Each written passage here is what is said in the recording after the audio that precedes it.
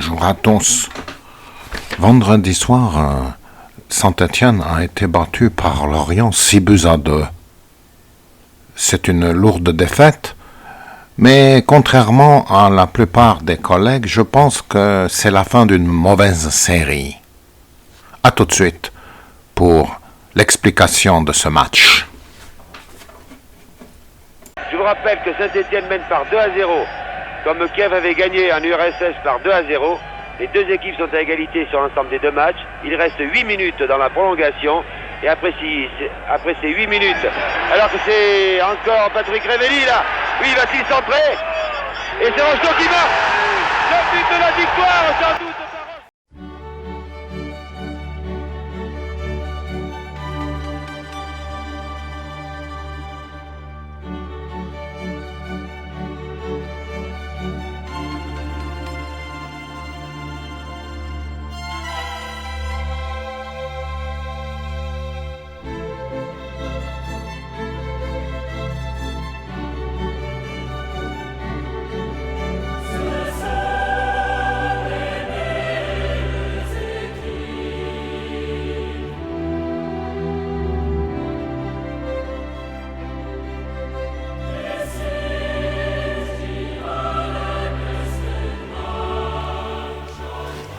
J'ai vu les réactions des youtubeurs, mais aussi des journalistes sportifs, et je suis étonné.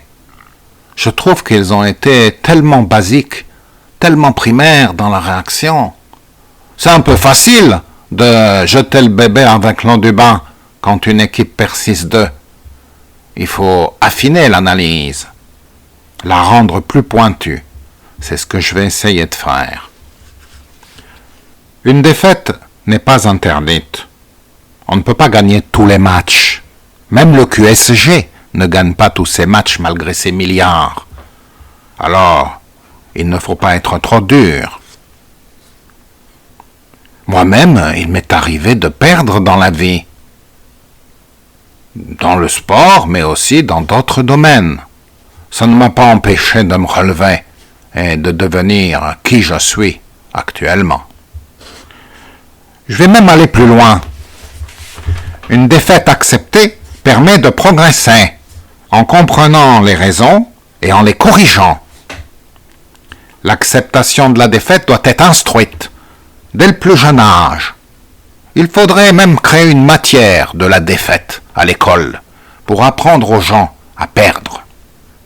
Car on ne peut pas tout le temps gagner, comme je l'ai déjà dit.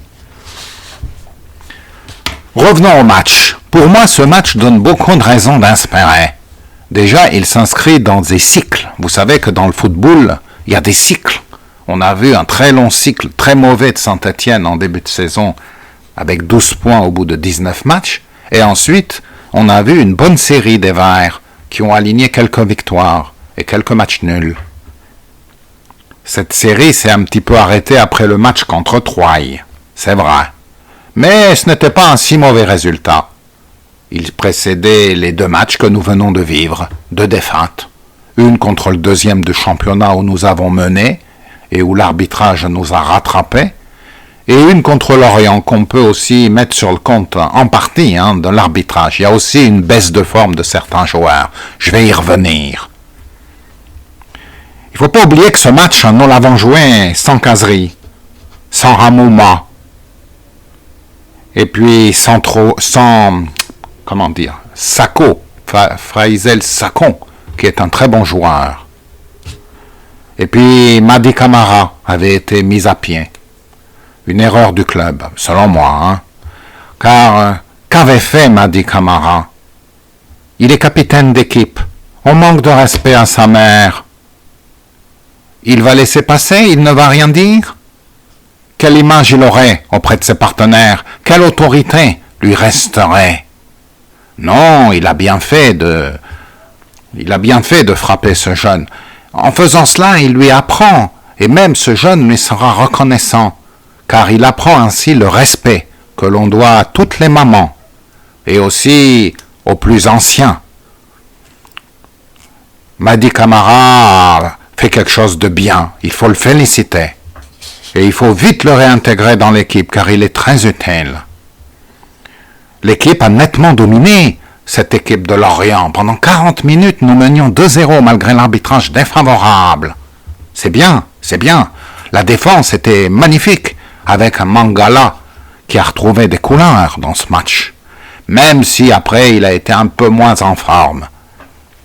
Kolo Gézac n'a pas fait tant de mauvaises choses que ça. Bon, c'est vrai, il est responsable du faux penalty et il a fait quelques erreurs, comme le but contre son camp aussi, contre Marseille. Mais qui n'a pas fait d'erreur lui jette la première pierre. Il a une méforme actuelle, ça arrive. Il faut attendre, c'est un joueur qui a du potentiel, c'est un bon joueur. Sinon, j'ai aussi entendu qu'on critique Moukoudi. Alors on dit que Moukoudi, il n'a pas gagné un seul match avec les Verts cette année. C'est vrai. Et alors, Saint-Étienne n'a pas non plus gagné beaucoup de matchs. Il n'était pas là lors des victoires. Est-ce que s'il avait été là, Saint-Étienne aurait perdu? Je ne crois pas. Il aurait participé à son niveau à la victoire. Ce match nous a permis aussi de réintégrer deux très bons joueurs que j'aime beaucoup.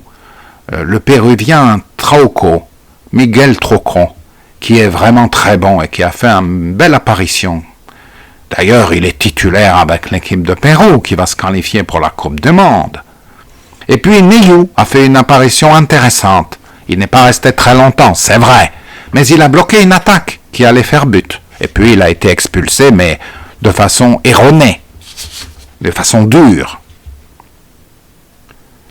Alors, bien sûr, certains disent Saint-Étienne va avoir du mal à se maintenir. Je ne le pense pas, personnellement. Quand on a des talents dans l'équipe comme Haouchiche ou Boudébouze, on est quand même à l'abri.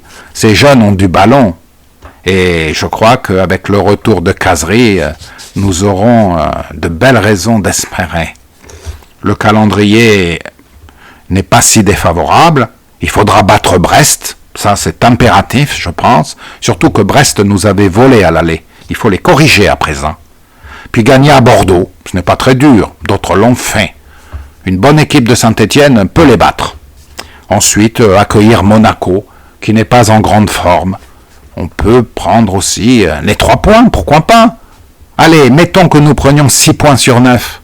Eh bien, nous revenons sur Lorient et les autres. Je vous dis, ce n'est pas perdu. Il ne faut pas désespérer. Bon.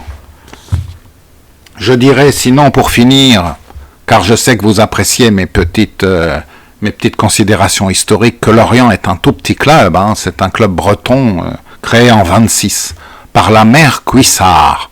Ah oui, ça ne s'invente pas. Il y a eu les Cuissards à Lorient. Et donc, ils n'ont pas souvent été en division 1. C'est un petit club.